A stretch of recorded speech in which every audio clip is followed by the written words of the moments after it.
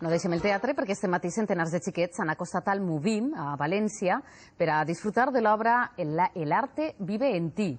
El grup de teatre La Cullereta Taronja ha representat una obra que pretén que el menut descobrisca l'artista que porta dins. Yo quiero ser artista. Pintar, dibujar, futbolista. Pintar. Ser artista és el somni de molts xiquets, un somni que este diumenge ha posat en escena el grup de teatre La Cullereta Taronja al Movim, on la protagonista, buscant un regal per a son pare, descobreix que vol ser artista. ¡Esa no! ¡Ay, Neus, qué mañanita que me da! Ha sido muy gracioso. Le dio el cuadro al padre. La música, els colors i les disfresses han protagonitzat la posta en escena d'esta obra que busca que tots els xiquets descobrisquen l'artista que hi ha dins d'ells.